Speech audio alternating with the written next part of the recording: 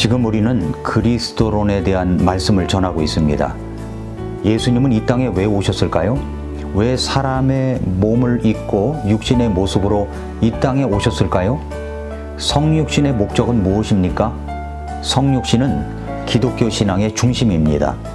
하나님께서 인간의 몸을 입으시고 우리 가운데 거하시며 하나님의 구원의 계획을 이루어 놓으셨습니다. 그렇다면 성육신의 목적은 무엇인지, 그것이 무엇인지 한번 같이 살펴보겠습니다. 첫째로 우리에게 하나님을 계시하고 하나님의 영광을 드러내기 위해서 오셨습니다. 하나님은 우리 주변에 있는 자연의 광대함을 통해서 여러 방법으로 하나님을 계시하시지만 이것을 일반 계시라고 하죠. 우리가 하나님의 뜻을 다 헤아릴 수는 없지만 오직 성육신만이 하나님의 본체를 드러내시는 유일한 방법이기 때문에 오신 것입니다. 이건 특별 계시라고 하죠. 요한복음 1장 18절에 보면은 아무도 어느 때나 하나님을 보지 못하였으되 아버지 품속에 계신 독생자께서 그분을 밝히 드러내셨느니라 라고 했습니다. 독생자 예수 그리스도께서 하나님을 드러내셨습니다. 요한복음 14장 7절부터 11절을 보면은 너희가 나를 알았더라면 내 아버지도 알았으리라. 이제부터는 너희가 그분을 알고 또 보았느니라 하시니라. 빌립이 그분께 이르되 주여 우리에게 아버지를 보여주소서. 그러면 우리에게 족하겠나이다 하니 예수님께서 그에게 이르시되 빌립아 내가 이렇게 오랫동안 너희와 함께 있었는데도 네가 아직 나를 알지 못하느냐? 나를 본 자는 아버지를 보았는데 어찌 네가 말하기를 우리에게 아버지를 보여주소서 하느냐? 내가 아버지 안에 있고 아버지께서 내 안에 계신 것을 네가 믿지 아니하느냐? 내가 너희에게 하는 말들은 내가 스스로 하지 아니하며 오히려 내 안에 거하시는 아버지 곧 그분께서 그 일들을 하시느니라. 내가 아버지 안에 있고 아버지께서 내 안에 계신다는 내 말을 믿으라. 그렇지 못하겠거든 바로 그 일들로 인해 나를 믿으라. 이렇게 말씀을 하셨습니다. 그게 빌립에게 당부한 말씀입니다. 제자들에게 하신 말씀이죠. 인간이 하나님을 볼 수 있는 유일한 방법은 성경에 나오는 바로 예수 그리스도, 이 성자의 삶에 관한 성경 기록을 공부하는 것입니다. 그분이 사람이 되셨기 때문에 하나님의 계시가 인격화되었고 그분이 하나님이기 때문에 그 계시는 완벽한 진리가 되었습니다. 요한복음 1장 14절에서도 말씀이 육신이 되어 우리 가운데 거하심에 우리가 그분의 영광을 보니 아버지의 독생하신 분의 영광이요 은혜와 진리가 충만하더라. 예수님께서 이 땅에 오신 것은 단순히 우리를 돕기 위해서만이 아닙니다. 하나님께서 누구신지 그분의 영광과 성품을 우리에게 보여주시기 위해서입니다. 우리가 예수님을 통해 본 것은 하나님의 은혜와 진리입니다. 예수님은 하나님 아버지의 영광을 가장 완전하게 드러내신 분이십니다. 이것이 첫 번째 이야기입니다. 우리에게 하나님을 계시하고 하나님의 영광을 드러내기 위해서 오셨다는 것. 두 번째는 죄인을 구원하시기 위해서 오셨습니다. 이 땅에 예수님이 오실 때 천사는 태어나실 메시아의 이름을 알려주고 갔습니다. 마태복음 1장 21절에서 그녀가 아들을 낳으리니 너는 그의 이름을 예수라 하라. 이는 그가 자기 백성을 그들의 죄들에서 구원할 것이기 때문이라 하니라. 우리를 우리의 죄들에서 구원하시는 분, 그분은 바로 예수라고 하셨습니다. 인간은 하나님과 죄로 인해 단절되었지만 예수님은 십자가에서 우리의 죄를 대신 짊어지심으로 우리의 모든 죄를 용서하시고 구원하시기 위해서 오셨습니다. 그래서 누가복음 19장 10절에서 사람의 아들은 잃어버린 것을 찾아 구원하러 왔느니라 하시니라 라고 하신 것입니다. 예수님은 우리를 구원하기 위해서 오신 것입니다. 이것이 두 번째고요.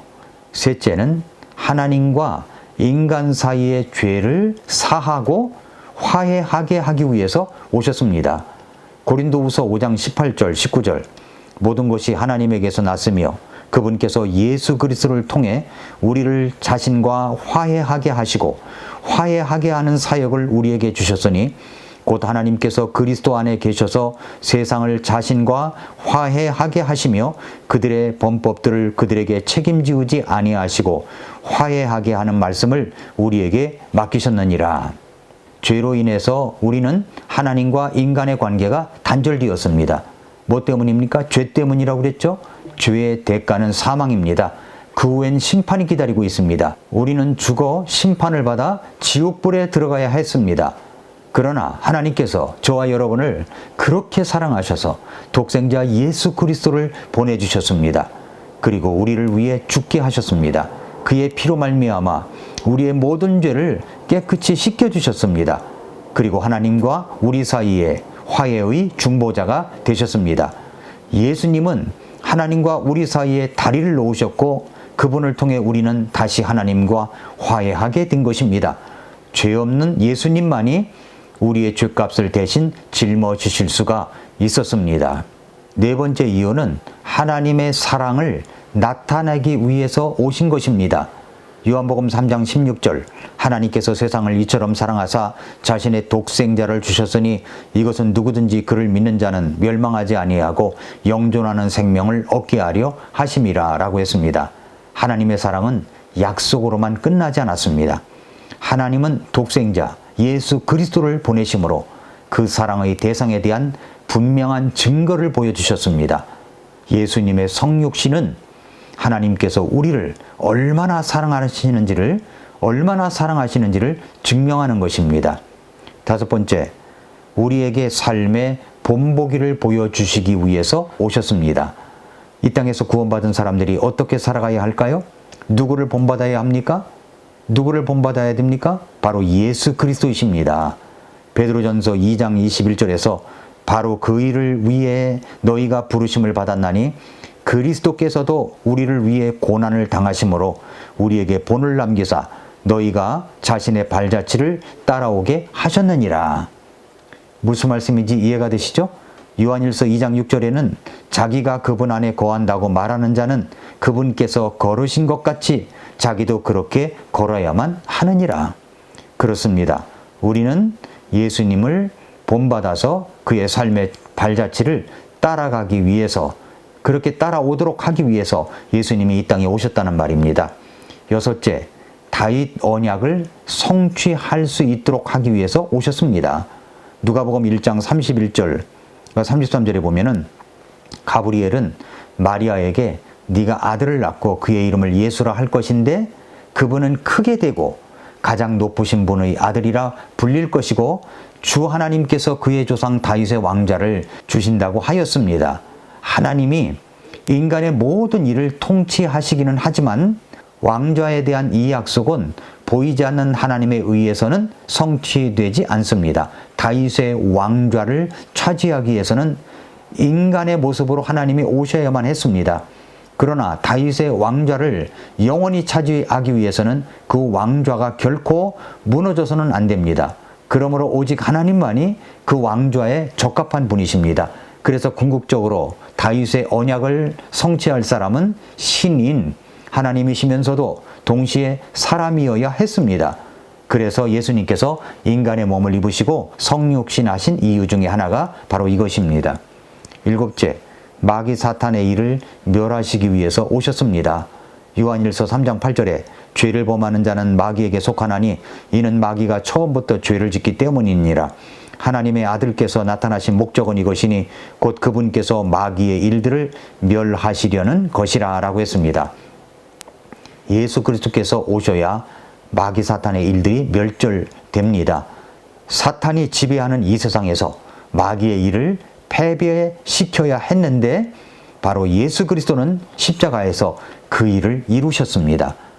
히브리서 2장 14절과 15절에 보니까 그런즉 자녀들은 살과 피에 참여한 자들이므로 그분도 마찬가지로 친히 같은 것들에 참여하셨으니 이것은 그분께서 죽음을 통해 죽음의 권능을 가진 자, 곧 마귀를 멸하시고 또 죽음을 두려워하여 평생토록 속박에 얽매인 자들을 구출하려 하심이라 라고 했습니다. 마귀의 일들을 멸절하기 위해서 예수님이 오신 것입니다. 여덟째, 우리의 연약함의 감정을 느끼시고 긍휼히 여겨주시는 대제사장이 되기 위해서 오셨습니다. 히브리서 4장 14절부터 16절에 보니까 그런즉 위대하신 대제사장 곧 하늘들로 들어가신 하나님의 아들 예수님께서 우리에게 계시니 우리가 우리의 신앙 고백을 굳게 붙들자. 우리에게 계신 대제사장은 우리의 연약함의 감정을 느낄 수 없는 분이 아니요 모든 점에서 우리와 똑같이 시험을 받으셨으나 죄는 없으신 분이시니라 말씀했습니다. 대제사장이라는 표현은 구약에서 하나님의 백성을 위해 중보하며 죄를 속죄하는 역할을 맡았던 제사장을 가리키는데, 예수님이 우리의 대제사장이라는 것은 단순히 인간 대제사장이 아니라 하늘들로 들어가신 하나님의 아들로서의 완전한 중보자이시다라는 말입니다. 우리의 대제사장은 친히 인간의 몸을 입으시고 이 땅에서 우리와 똑같이 시험을 받으신 분이시기 때문에 우리의 연약함의 감정을 다 느끼시는 분이십니다. 그래서 우리의 배고픔, 목마름, 피곤함, 그리고 슬픔, 그리고 외로움을 아십니다. 아픔을 아십니다. 유혹과 시험도 직접 겪으셨습니다. 이것은 단지 우리를 멀리서만 바라만 보시는 것이 아니라 직접 겪으셨기 때문에 우리를 더욱 잘 아시며 연약함의 감정을 우리와 같이 공감해 주시는 분이시다라는 말입니다. 우리와 같이 시험을 받으셨지만 그분은 죄가 없으신 분이셨습니다. 왜 예수님이 우리의 연약함을 아시는 것이 중요할까요? 누군가 나의 연약함을 알아만 주어도 얼마나 큰 마음의 위로가 되는지를 경험해 본 사람은 알 것입니다. 그런데 하늘의 왕좌를 버리시고 이 땅에 오신 예수님께서 나의 연약함의 감정을 같이 공감해 주신다고 하니 이것은 얼마나 감사한 일입니까? 그래서 히브리서 4장 16절은 이렇게 계속하여 말씀합니다. 그러므로 우리가 긍휼을 얻고 필요한 때에 도우시는 은혜를 얻기 위해 은혜의 왕좌로 담대히 갈 것이니라. 그러므로 성도 여러분, 예수님께 담대히 나아가십시다. 아홉째로, 예수님은 합당한 심판관이 되시기 위해서 오셨습니다. 많은 사람들이 모든 것을 심판하실 분은 하나님이실 것이라고, 성부 하나님일 것이라고 생각합니다. 그러나 예수님이 직접 말씀하신 것을 들어보십시오. 요한복음 5장 22절과 27절 말씀 보면은 아버지께서 아무도 심판하지 아니하시고 오히려 모든 심판을 아들에게 맡기셨으니 그가 사람의 아들이므로 그에게 또한 심판을 집행할 권위를 주셨기 때문이니라. 예수님은 합당한 심판관이십니다. 그리고 마지막 10번째로 하나님의 왕국을 선포하기 위해서 오셨습니다. 예수님은 이 땅에 오셔서 첫 말씀이 뭐냐면 마태복음 4장 17절에서 그때부터 예수님께서 선포하기 시작하여 이르시되 회개하라 하늘의 왕국이 가까이 왔느니라 하시더라, 이렇게 말씀을 하셨습니다. 그 왕국은 천년왕국 때 완전히 이루어지며 영원한 왕국으로 이어지게 됩니다. 그래서 예수님은 바로 하나님의 왕국을 선포하시고 그것을 이루시기 위해서 오신 것입니다. 성도 여러분, 예수님이 왜 이 땅에 인간의 몸을 입고 오셨습니까? 10가지를 이야기했지만 결론적으로 저와 여러분을 구원하시기 위해서 오셨다는 것이 가장 클 것입니다. 구원하셨으면 구원해 주신 목적이 있습니다. 그 목적을 찾아 그 목적대로 살아가는 저와 여러분들이 되어야 합니다. 오늘도 미라클 모닝입니다.